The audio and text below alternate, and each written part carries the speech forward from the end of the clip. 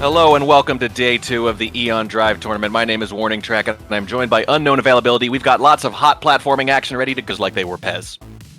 Right, and I have a fridge behind me that has nothing but drinks, so we're good to go. We're good to go. We need it. We have the real hard job here, right? Talking about people playing the game. Much harder. Much harder. Right, than actually playing the game at a high level, right? They got the easy job. We got the hard one.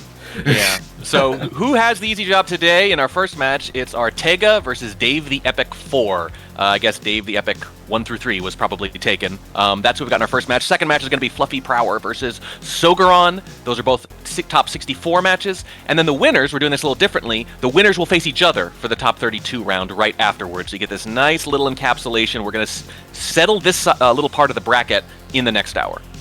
Which is a very... I like it. I love that because you get all the action right away and you see the top 64, boom, right into the top 32. We know who's going into the top 16 right away. And you know, we're talking about the top. This is literally the top 64 out of 4,000 people who joined this tournament. So this was a big tournament. A big number of people joined this. So these are definitely a really elite group of people. They beat out a lot of people to be here. Yeah, out of 4,000, that's crazy. That's a really high number, which means everyone here has absolutely earned it. I agree with you completely about the format. I think our tournament tech has leveled up a little bit for this one, and I'd love to see other events follow suit, frankly. The format, by the way, in general, direct elimination, which means you lose and you're out, no second chances. So if either of these players lose right here, they are done. Runners have a set amount of time with unlimited resets to grind for the best time they can for each level. In this case, 10 minutes, although that's going to jump to 30 for the winners in the next round. But you can see there's 10 minutes on the clock there, the best time in the bottom left and bottom right for DaveTheEpic04 and Artega, respectively. And it looks like that game is booting up on the right. We are almost ready to go. Absolutely. And, you know, it sounds like a huge jump of time, 10 minutes compared to 30 minutes. That we saw yesterday in the top 32, that it was needed. It really was. They kept just shaving off more time and more time and more time, that these levels can be nitpicked down to less than 6 seconds sometimes. We're looking at these levels are made so well that every possibility is there to get through, and just you never know what you're going to find on another run. So. Exactly right. Yesterday we saw some very tight, very hype matchups. First, Grandius and MadBro9 went toe-to-toe, shaving seconds off here and there, kind of the straightforward thing you'd expect given this format. But then later we saw something a little different, just as exciting but very different strategically. Vegan Tyler making that key strategic decision to beat Yabble by a hilariously small 0.08 seconds by establishing a quick early time and then taking a different path with the second half of their time that ended up being the difference. Very different each match, but exciting in their own way. Absolutely. I love that style in this game, and like that's the thing with this teleportation dagger. We're starting the match now. It seems like forgive the timer, it will catch up. We'll figure that out. But you're seeing here that the teleportation dagger can go through these laser doors. There is many of area that it can go through. As long as the dagger is on the screen, you can teleport to it. And if it hits an enemy, it's going to come back to you. But you want it to hit a solid wall of some sort. So you're going to see them aiming at little ledges here and there and using it to their advantage to literally shave off seconds. So... yeah, and avoid enemies entirely. You can see there's usually not a whole lot of use out of that power sword unless they need to. If they can avoid them entirely, that's usually much, much quicker. And it's not just for getting through tight areas or getting past enemies. At the higher levels, we're already seeing people using it to fall faster because gravity is not sufficient when you're shaving off 1/10 of a second here or there. Absolutely, yeah, and that's what's crazy cool about this dagger. Like the main mechanic being this dagger is so unique with the fact that it's multi-directional. It's not just cardinal directions. You're able to go up, right, down, left, all those different directions. And I love the fact that you're gonna see a lot of quick throws after going up right, then down right. You're gonna see a lot of them, the avoidance of the enemies, because of those fast throws. Yeah, absolutely. And you can see we've only got one finish so far. Artega sort of making their way through, scouting it all out. There's their first finish following Dave's. Dave's already got a sub 10. We don't really have a sense, though, in the very beginning, because all this is so new. This game comes out in 4 days. A lot of it's new to the players as well. We don't have a sense of whether or not that's a good time yet. We're going to discover that with you and with the players while this is happening live. Absolutely. And you're going to see... So there's wall jumps. Let's talk about a lot of the mechanics that are available in this game that you can do. So we talked about the power sword and the teleportation dagger. You have the ability to wall jump. So while the walls are, you can grab it. Now once you grab the wall, you're going to be facing the other direction and you throw the dagger behind you rather than forward, which is where they're going to be wanting to go. There's also a ground dash, I guess you would call it, a slide. Power slide kind of thing, yeah. Right, so you're going to see that for them to be able to propel forward most of the time at the very beginning of every level. That's the one thing that I've seen that's common with all the runners. They will use that power slide right away to just propel forward and be able to throw that dagger wherever they need to go right away. And it's looking like Artega's trying to get that up right onto that far wall. Actually, no, go up. I didn't even realize that platform was there. I didn't even see it until he just hit it.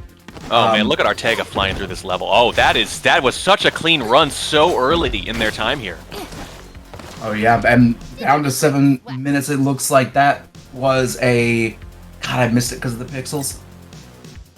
Darn the pixels. Yeah, but already sub 9, and I think that might have been a slight improvement. And just watching it, there already was not a lot of room for improvement. So they're either going to find a new route or they're going to be shaving tenths of a second off. But already, look at this. Look at how close it is right now. 0.05 difference. That is insane. So what you're seeing at the end of each finish is these runners are going to know who finished faster because they have a literal leaderboard at the end. That's going to be there for the actual game as well, releasing on September 30th on all your favorite platforms. You're going to be able to see that, and you can either take it casually and just be like, hey, look at all those cool times, or you can try to be on that leaderboard. This game is very approachable from a casual standpoint, because like when I was personally playing it, I felt like I didn't need to rush, even though the game counts down. It does the 3, 2, 1, which is only 1 second. It's not 3 seconds. It's 3, 2, 1, boom, go. I never felt rushed in the game. I always felt like I was having a lot of fun still. Never really created that sense of panic that I'm like, I gotta finish now. Right. Look at this, by the way. Lower bets for both players while we were talking about that. 8.82 for Dave the Epic and 8.23 for Artega, who frankly is just looking a little quicker. What I'm seeing right now is that Dave the Epic is doing some very clean runs, but they're not super fast. There's much less use of the dagger than there is on Artega's side. Artega is looking for optimal solutions, and Dave a little more, let's say, cautious, certainly. And this is something we saw yesterday where, you know, you can put up some pretty good times if you're cautious, if you're not constantly using the dagger, but the winning time was almost always very heavy on the dagger, almost never moving without it for more than a quarter second. Right. The dagger is by far your fastest mode of travel, and in any section that you can use it on. There's some of these levels that there is a design choice where there's a platform that's underneath a wall, an entire wall, and there's just enough section to be able to hit with the dagger so you can teleport to it and then not hold any direction and just fall. So there's definite thought process in where they've put all these platforms in order for you to just be able to literal nitpick the level and land wherever you need to land. Yeah, the position of the platforms is sort of a clue as to how the devs maybe want you to try certain things, and the fact that there's a different route available each time. I think there's at least 2 on pretty much all these levels. That, because they're designed that way, you know that these are at least viable. Maybe it'll be faster, maybe it won't, maybe it'll be faster for you, but not for someone else with a different playstyle or different skill set. But theoretically, they should both be potentially viable, and the best runners we've seen have obviously had a tremendous mechanical skill, but they've been willing to explore both of the options.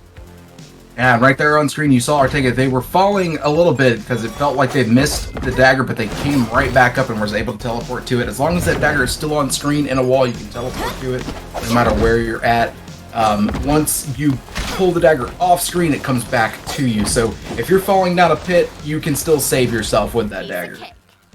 And you can see Dave is just consistently getting a little under 9 seconds, but right now I just don't think there's any room for improvement, much more at least, unless they utilize that dagger a little bit more. But it is neck and neck right now, and there's only 3.5 minutes left. I would say both players have come out swinging. That's a new low right there for Dave the Epic, but he's still, I believe, half a second behind. In fact, exactly half a second.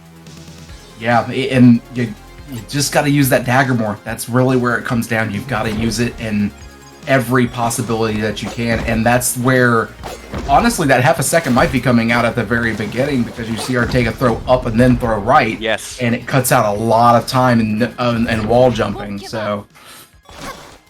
Yeah, you can see there's a jump there. There's jumps before daggers a lot, and I'm looking over at Artega in the exact same move, and they're hitting the dagger right away. I think Artega in particular has a slightly better sense of the dagger's range, maybe. You can see Artega goes under that platform and then onto the wall, whereas Dave the Epic, right here, watch this, they're going to jump, and then hit that platform directly above where that jump took place. Artega is hitting that platform from underneath and then flying over, and that right there, that one difference in move is roughly the half second we're seeing, just as you said.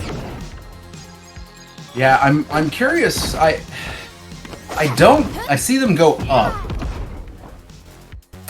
I'm wondering if possibly using the dagger to go right. You see that little section underneath? Yeah. I'm wondering if that might, but it looks like there's flying enemy. Those flying enemies are deceptive. They're very deceptive, and if you get close to them, you're probably gonna take a hit. And I've seen people avoid them.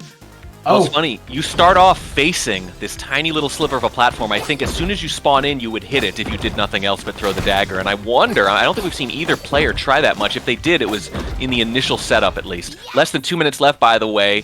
And oh, we do. Look at this. Dave the Epic. They've shaved just enough off to take a very small lead, 0.06 seconds, closer than the closest match we saw yesterday. Artega has not really improved. Artega looks faster when you watch them. They're utilizing the dagger better, but Dave the Epic has just been so efficient in everything else they've done, and it's gotten them a slight lead. Yeah, just seeing every step of the way. Never count out your favorite runner. Never count out your favorite runner, because literally, and even though we're coming down to a minute left, that equals 6 more runs. It doesn't matter if there's 60 seconds left. You got 6 more runs to be able to just knock it out, or if you were able to reset fast enough, you still have enough time to be able to shave off, even get below by 8.16. And this commentary is upset at his cat because he literally just knocked something down. 1 minute left. 1 minute left. Cat hype. Let's go.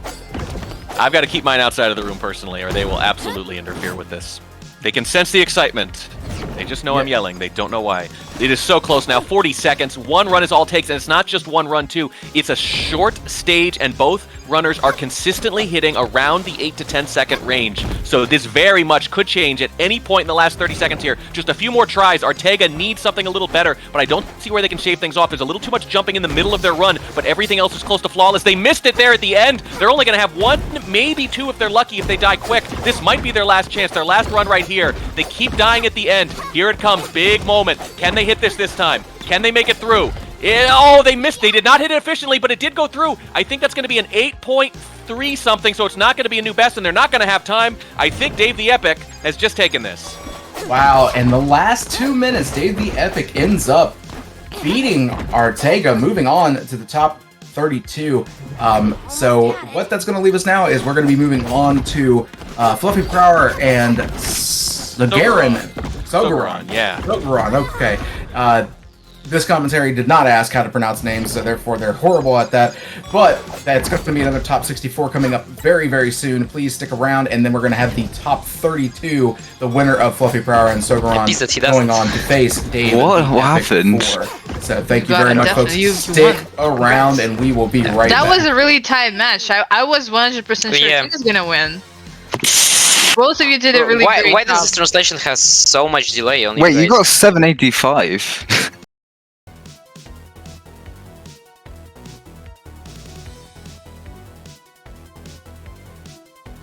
Oh wait, what?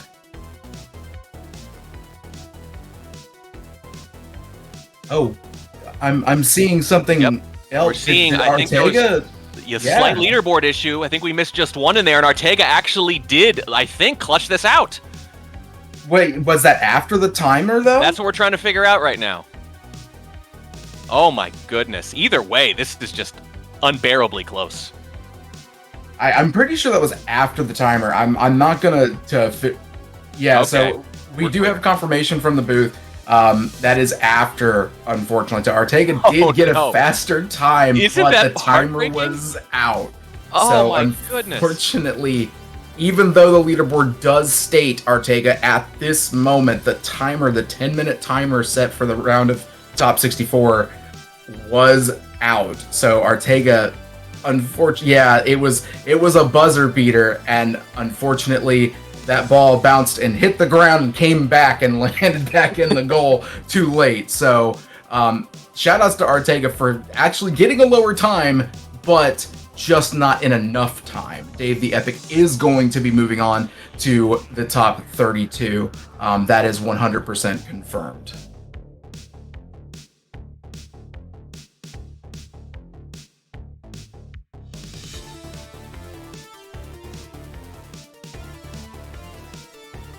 All right, so once again, stick around. We're going to be going to a top 64 match again with Fluffy Prower and Sogaron. They're going to be facing each other to go into the top 32 to see who faces Dave the Epic 04. Thank you again, folks. We're going to take a quick intermission, and then we will be right back. Don't forget, September 30th, Aeon Drive coming out, Xbox, PlayStation, favorite on Steam, as well as Switch. Thank you very much.